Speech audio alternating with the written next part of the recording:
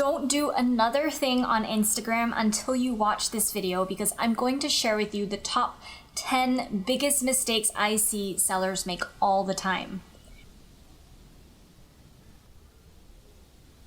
Hi, my name is May, and I help makers, artists, and designers make a living from selling their handmade products online. I didn't even include this number one mistake to avoid in my top 10, but I'm just gonna say it before I get started.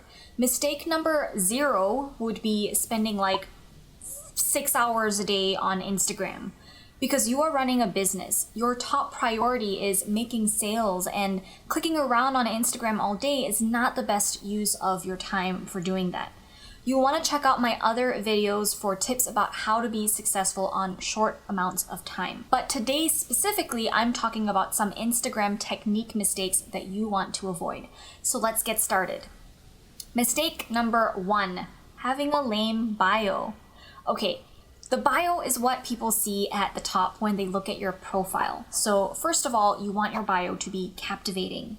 You only get a few sentences to tell people what you do, and you have to make it punchy. Have a call to action in there. Tell people what you want them to do, right? For example, get 10% off if you sign up for my newsletter. Because even if someone likes your Instagram account, the Instagram algorithm only shows your posts occasionally. So you may think, oh, you know, that person liked my account, they'll see all of my updates and posts from now on. No, unfortunately, they won't. They will see yours once in a while buried under a lot of other stuff. So you want to make sure you're harnessing your Instagram account to get people off of the platform and get them following you in other places as well. Instagram mistake number 2, using the wrong sized hashtags. So with hashtags, your goal is 2 things. 1, you want to be seen by other people when they search the hashtag. So you want your post to come up in those hashtag feeds. And you want your post to appear as high up on the hashtag feed as possible, so you want to avoid getting your post buried too quickly, which is exactly what happens if you use a hashtag that's too popular. 2, you would love to be featured in the top 9 posts. Those are the top posts that are constantly rotating. So if the hashtag is too big, you are never going to be selected in the top 9, because being selected is based on popular engagement relative to the other posts that are being selected. And you have to compete with influencers who have a ton of followers already. So you don't want hashtags that are too popular or too unpopular. If you're using a hashtag that's way too popular, like hashtag weekend vibes or hashtag America, those have 20 to 40 million posts as of this recording. Your posts aren't going to get seen at all because it's too crowded and competitive, and it's very unlikely you'll get into the top posts. On the flip side, if you're also using these hashtags that never get you noticed, it's not great for you and the algorithm. No one's looking or following those hashtags that are too small or niched, which means it doesn't matter if you're in the top posts because no one's looking at it. So what you want to do instead is, when you do hashtag research, it tells you how many posts that use that hashtag, right? Pick one that's mid-sized or something that you know you can compete in. And that is going to be different for everyone. Mistake number 3, using hashtags that are only for other makers, not your customers. So before you start using a hashtag, search it and look at the posts that show up for that hashtag. If you're a jewelry designer using hashtag handmade jewelry, it seems really intuitive, but it only attracts other jewelry designers like you. People don't go on Instagram to shop, so hashtags don't get used in the same way that a customer uses keywords to search for something they want to buy on Google or Amazon or Etsy. This is why when you use hashtags like hashtag makers gonna make or hashtag watercolor art, you only seem to get likes, comments, and follows from other makers, sellers, shop owners, and other artists. While there's nothing inherently wrong with that, just realize that it's not likely those people are going to be people that buy from you. Because they're crafty, just like you, and they will probably just make it themselves. Mistake number 4, not responding to comments. This would be like sitting at a dinner table with someone and them saying, "Hey, I love your necklace, where'd you get it?" And then you just ignoring them. You would probably never ever do that in real life, so why in the world would you do that to a customer who might actually be interested in buying? But I see this happen a lot on Instagram. Potential customers asking sizing or shipping questions and then never getting an answer from the shop owner. Those questions are coming from someone who is very eager to buy your work, but if you don't respond in a timely manner, you might have lost that sale. Comments are a pathway to opening up more conversation, and I know it can get difficult and time-consuming to answer all of these comments, especially when you start to grow your following. But that's the point where you need to think about hiring a virtual assistant or just hiring some help, which is what I've done for my business accounts. You can't just stop answering comments because it won't look good to other potential customers, as they'll see it as you not giving good service, and you're also missing out on potential sales. So make sure that you're answering those comments. Mistake number 5, not having a consistent posting schedule. So super quickly about how the algorithm works. When you have a post, basically what Instagram does is it puts it out to your group of the most loyal and engaged followers first. So like your mom and your customer who buys everything and this other customer who likes absolutely everything you do. And the algorithm says, do these people like it? Because if not, the post isn't good. I mean, if those people didn't even like it, why bother showing it to anyone else who follows you? And then the post just dies there. But if those people like it, then the algorithm says, okay, this might be something, let me show it to the next level of followers. So these followers are people who like your post some of the time. And then it just keeps making decisions about how many people it's going to show it to based on how much response it's gotten in those first few minutes or hours. So now if you post at 3 a.m., no one's going to see it and no one's going to like it. What's going to happen is that other posts in different time zones are getting liked more than yours, and your 3 a.m. post isn't going to get as much reach as if you're posting at a time where your audience is available and that's consistent for you. If you want to see where most of your audience is, you can go into your insights and look at your audience by city.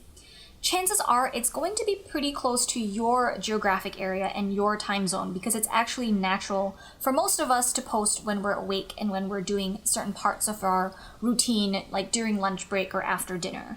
So get to a consistent posting schedule. This also means posting either every day or every other day consistently, okay?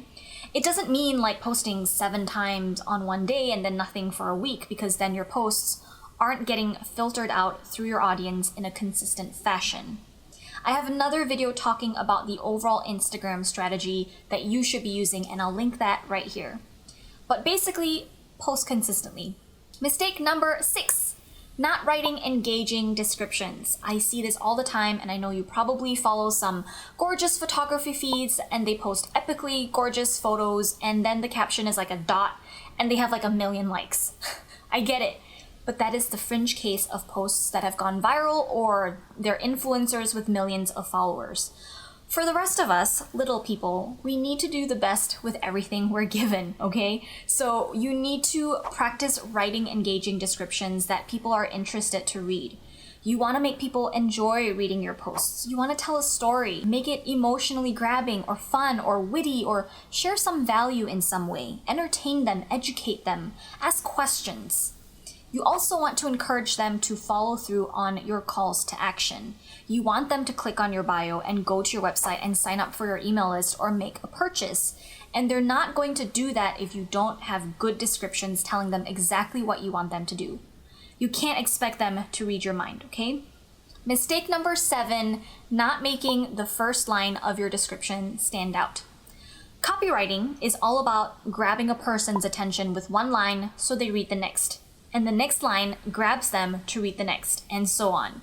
So why would they keep reading if the first line is all boring? When people are scrolling through their feed, they only see the first 2 lines of your description, and if it's not captivating enough, they're not going to read more.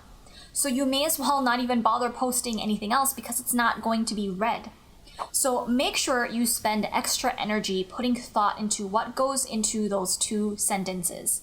Think of it as like writing a headline to a blog post or article or a subject line to an email that you're going to send to a very busy person. Mistake number 8 is posting the same kind of thing over and over again.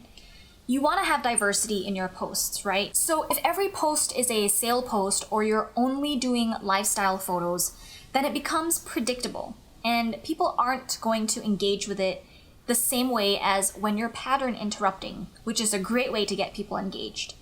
Mix things up a bit, like show them a photo of you working in your studio, and then show them the product as it's finished in a separate post, and then you're showing it on a model. You can see how they're all different settings and styles of photos. Like maybe your working behind the scenes photo is more raw and unfiltered, but your model photo is more polished. So make sure that you have diversity in your posts because 2 reasons. 1, it makes your feed more interesting, and 2, it also serves as an experimental ground, right? So if you're only posting the same thing all the time, then how are you going to know what works best for you? But if you post sales posts, lifestyle photos, and behind the scenes work, and maybe you can throw in a quote post from time to time, now you have insights and statistics on 4 different kinds of posts, and you can see what works better. Okay, so great, you're getting a ton of engagement on your behind the scenes posts. Okay, so now let's dig a little deeper. Do people like seeing your hands in the photo, or do people like this kind of lighting or that kind of color in your photo?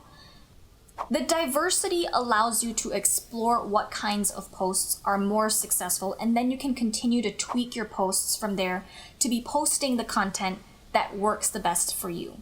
Mistake number 9 is totally mixing up personal and business. Now, I'm not saying that you can't post a photo of your personal life on your business account, but it's the same way that maybe we did see a photo of Steve Jobs sitting at home on a sofa in his turtleneck.